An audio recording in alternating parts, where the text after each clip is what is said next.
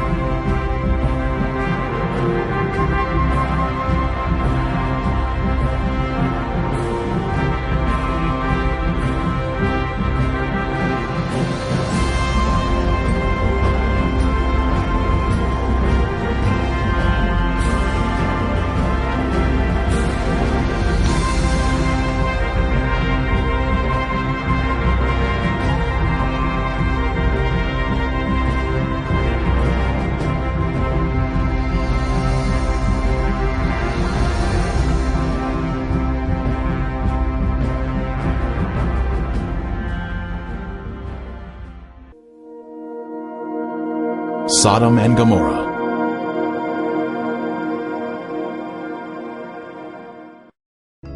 When the morning dawned, the angels urged Lot to hurry, saying, "Arise, take your wife and your 2 daughters, who are here, lest you be consumed in the punishment of the city." Lot, his wife and daughters, all fled from the terrible destruction of Sodom. Likewise as it was also in the days of Lot, they ate, they drank, they bought, they sold, they planted, they built. But on the day that Lot went out of Sodom, it rained fire and brimstone from heaven, and destroyed them all. Wicked men were punished by the Lord in a divine judgment of fire. The intense heat consumed the wicked cities and their inhabitants.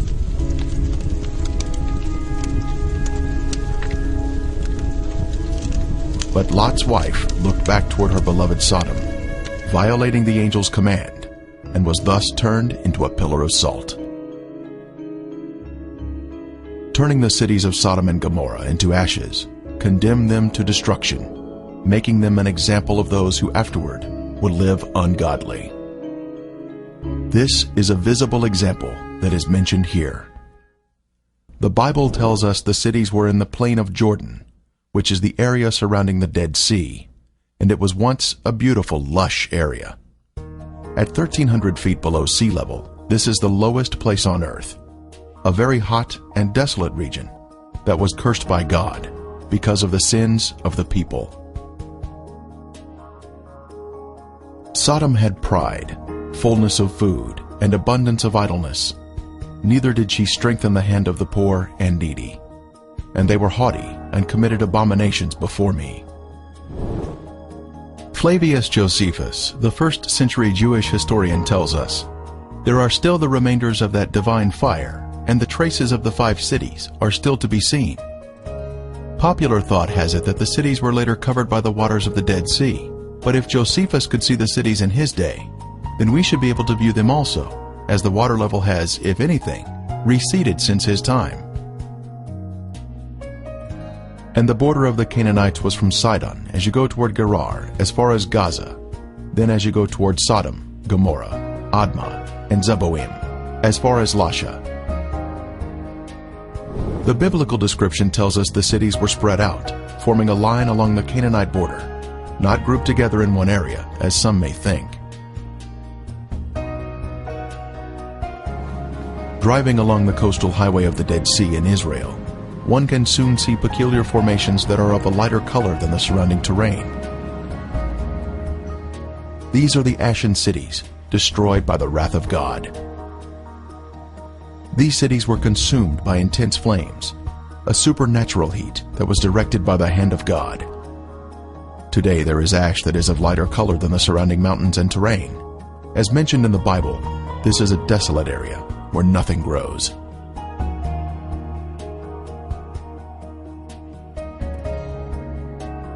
Inspecting the formations closely, one can see structures containing man-made elements, such as 90-degree angles. Even though the buildings were consumed by the fire, the remaining ash in these cities is comprised of a heavier material due to the inclusion of brimstone or sulfur, and still retains some of the original shapes of man-made structures. This stunning structure stands out as a singular formation with 4 sides, surrounded by a deep moat.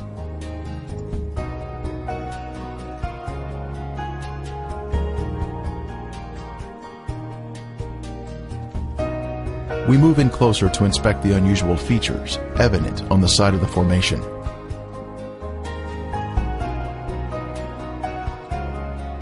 On the side of the structure, this swirling pattern is different from any type of sedimentary rock or soil that would normally contain horizontal, even layers.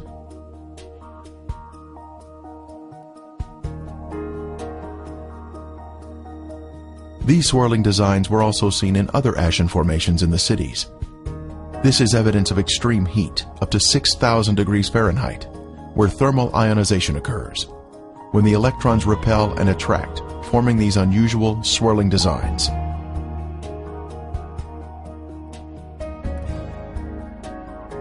In Lot's day, this area was a swirling cauldron of death and destruction, rained down from the Lord in heaven.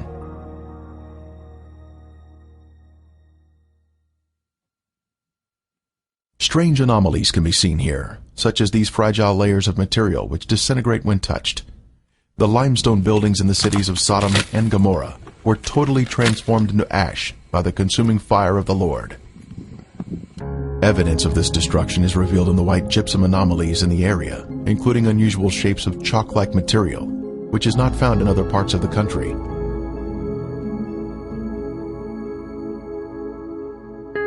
Even layers of white and gray material can also be seen, comprising gypsum and ash. At the time of Elijah on Mount Carmel, the Lord sent down a superheated fire from heaven, consuming the stone altar and sacrifice, turning them into ashes. Then the fire of the Lord fell and consumed the burnt sacrifice, and the wood, and the stones, and the dust, and it licked up the water that was in the trench. We are also told, "For the Lord your God is a consuming fire, a jealous God." When God unleashes a consuming fire, it will turn stone into ashes. At the perimeter of this city, one can see this amazing Sphinx still standing today. It was a pagan symbol positioned at the edge of town, and was thought to protect the inhabitants from harm. The Sphinx stands alone as a singular structure with a defined shape. This particular Sphinx has an obvious demarcation between its base and the soil below it, another sign of a man-made structure placed on top of the soil. Later, we will see another Sphinx.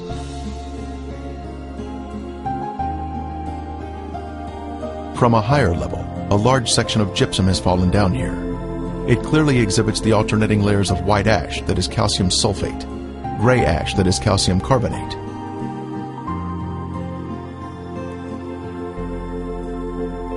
One can also find loose or powdery ash that is quite thick and has been deposited next to the formations. The ash is made up of calcium carbonate and calcium sulfate, which comes from the limestone buildings and the brimstone mixing together during the fire. In the formations themselves, some material can be gently raked off the surface with the slightest touch.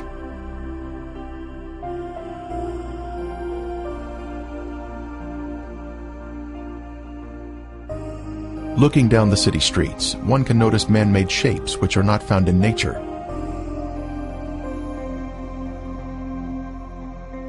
Here we see a building with square sides or 90-degree angles.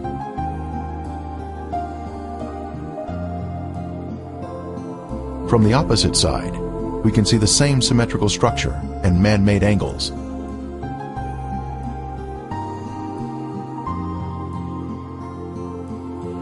We can see the remains of walls that extended outward at 90-degree angles from the main structure.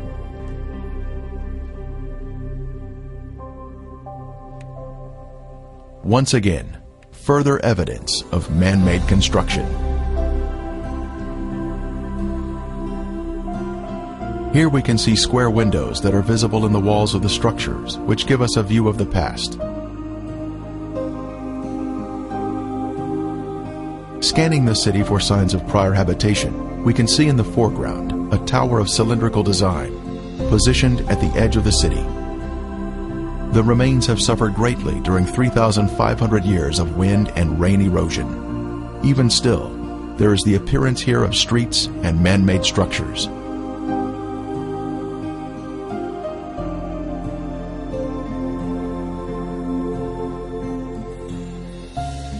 Here in the foreground, we have a conical shape, resting on a raised area.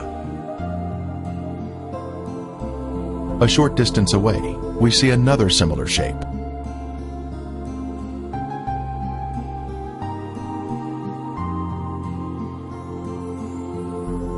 As we pan across the city, we can see in the distance an arched doorway that exhibits a symmetrical shape, even to this day. The whole land is brimstone, salt and burning. It is not sown, nor does it bear, nor does any grass grow there, like the overthrow of Sodom and Gomorrah, Admah and Zeboim, which the Lord overthrew in his anger and his wrath. More anomalies are found in the cities. In this case, we have a large hardened clump of material that we broke open, revealing layers of previously heated material, including gypsum crystals, created by the combination of limestone and sulfur. From the intense heat, various objects were melted in the cities. Here we have some material that was boiling on top, while the remainder of the substance pooled at the bottom, creating a solid base. A very unusual find here, but just another strange anomaly not found in other areas of the country.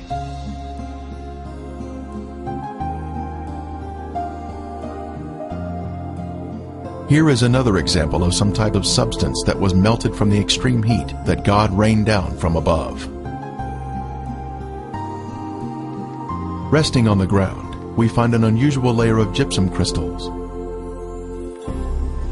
Underneath the crystals is a layer of white gypsum, then gray ash, all of which was created by the great conflagration of heat, which consumed these sinful cities along the Dead Sea.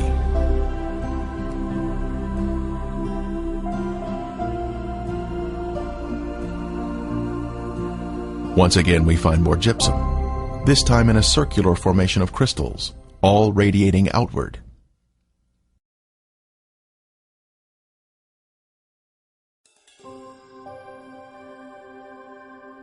Then the Lord rained brimstone and fire on Sodom and Gomorrah, from the Lord out of the heavens. Brimstone. Our first sample was found here, having been washed down from a higher location. This is the heavenly marker left behind, which proves the sites to be the real Sodom and Gomorrah. Ron Wyatt was the original discoverer of these cities in 1989, and he now describes the brimstone found here. Okay, we're down at Sodom and Gomorrah still. Right in front of you see some unusual looking spots on this, shall we say, layer of ash. It's not stone, it's ash. Now we'll move in for a close-up of this.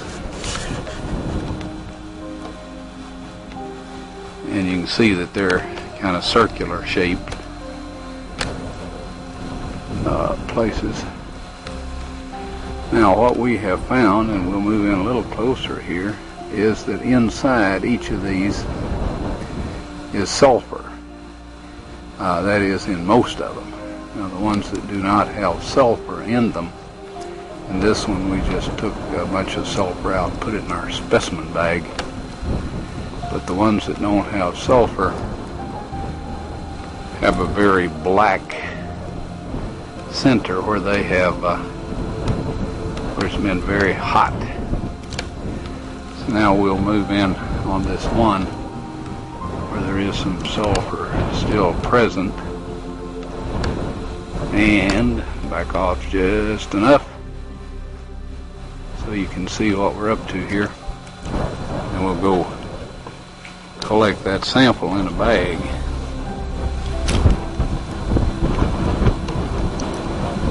Before I started using this knife, it was very, very sharp.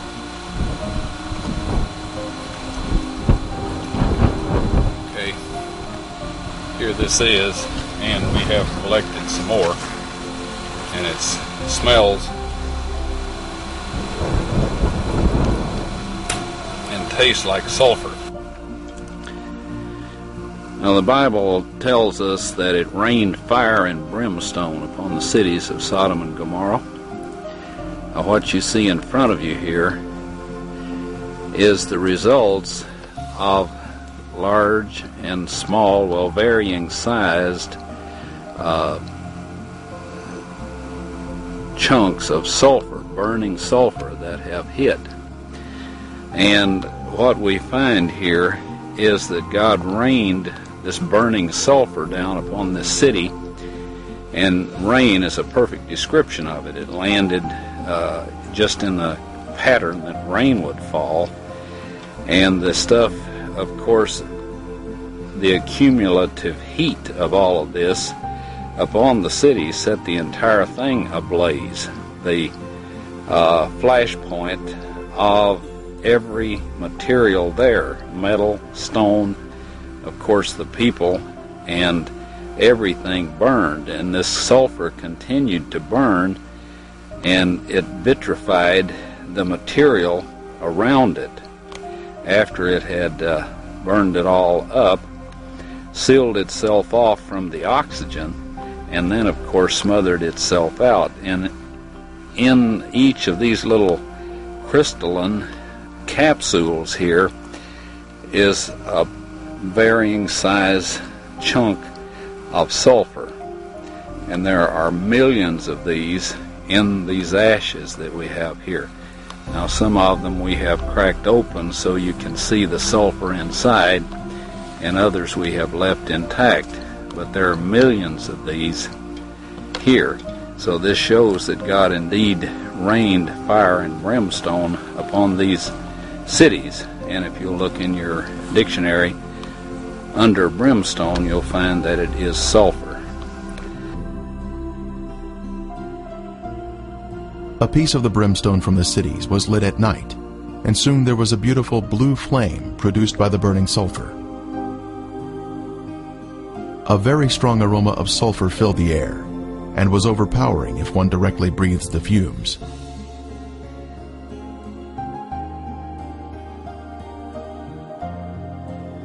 Exploring the cities further, more brimstone was found of various shapes and sizes.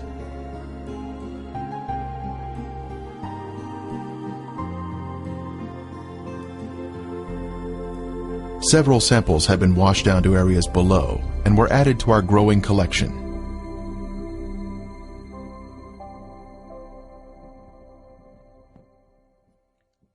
This brimstone is made of monoclinic, white sulfur that has been burned or cooked at a high temperature. It is quite different from natural sulfur that is formed in geothermal areas. Samples were taken to a lab for analysis.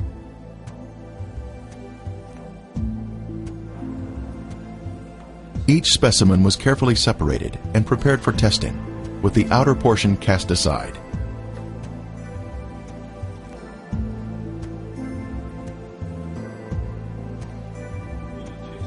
Next, the samples were dried and placed in a rock crusher. Then they were pressed onto a disc, Then they were loaded into a machine for the semi-quantitative X-ray analysis. Each sample was individually transported into the testing chamber for analysis. The results proved to be quite amazing.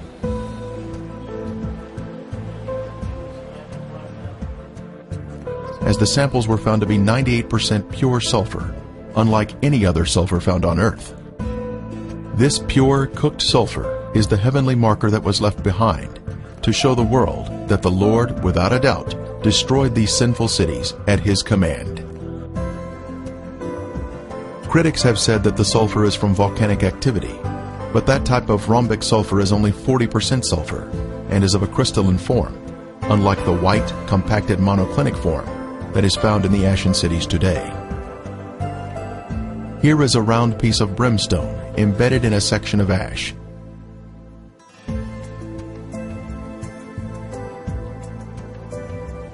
Another clump of ash contains a piece of brimstone that has a burn ring surrounding the unburned sulfur inside.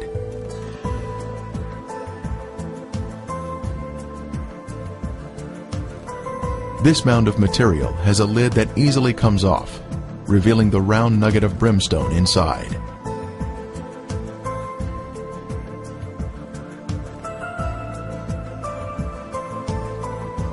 As we gaze across the southern end of the Dead Sea, we can view the El Lisan Peninsula in Jordan. Apparently the city of Gomorrah extended over to this peninsula in the days of Lot. One can find the same white formations in this area. Ashen formations are seen, including walls extending out at 90-degree angles. We can also see clumps of gypsum scattered on the ground, like this one here. Brimstone is also found in this area. Incredibly, a Byzantine-era church was constructed here, as noted on this sign, built here because the area was known for its biblical significance.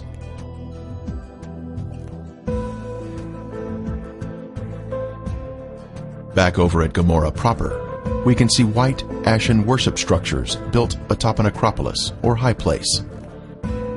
Both a sphinx and ziggurat are seen here, side by side, much like what we see in Egypt at Giza, with the sphinx and the pyramids built in close proximity to each other.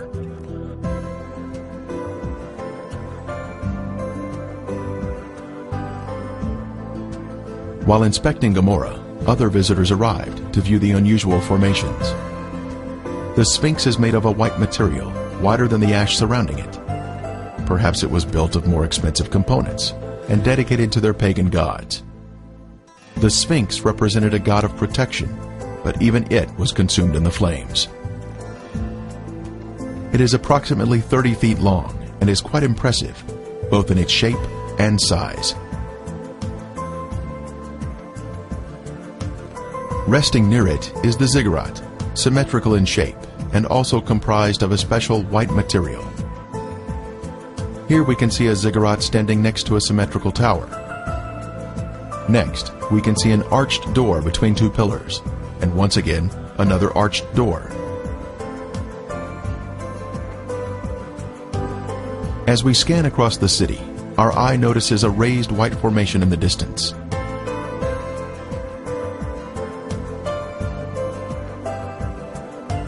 As we near the formation, we can see it is in the shape of a ziggurat. It turns out there are actually two ziggurats on this raised acropolis.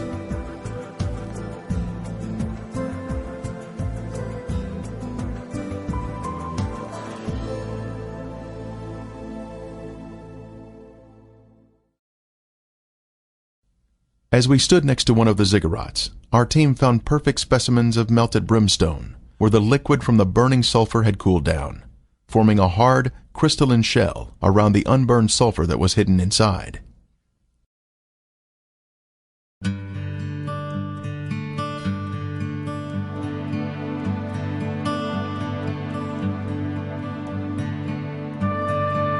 On the outside of the ziggurat, we spotted a piece of brimstone fused into the side of the formation. Using a knife, it was opened, revealing the pure brimstone inside.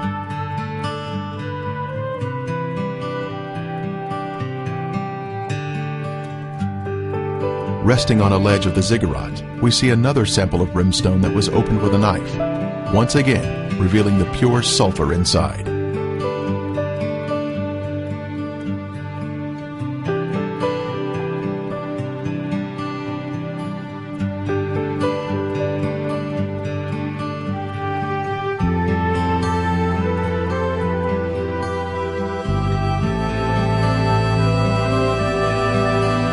The most impressive evidence was this cremated bone fragment that was left behind from some lost soul of Gomorrah. The bone marrow inside was cooked until it had turned white. This is a moving testimony of God's power to destroy those who reject the Holy Spirit. Are we in the will of God, allowing the Holy Spirit to guide us into obedience? Or are we part of the rebellious and lost? There is a future event mentioned in Revelation, but the cowardly, unbelieving, abominable, murderers, sexually immoral, sorcerers, idolaters, and all liars shall have their part in the lake which burns with fire and brimstone, which is the second death. The day is coming, burning like an oven, and all the proud, yes, all who do wickedly, will be stubble.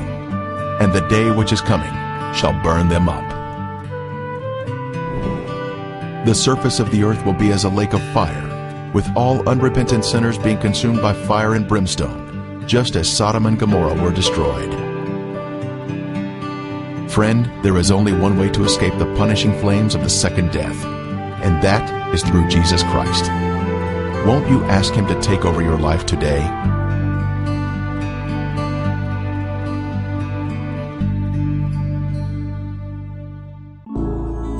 Revealing God's treasure. You may order a copy of this program through arkdiscovery.com. See arkdiscovery.com to become a direct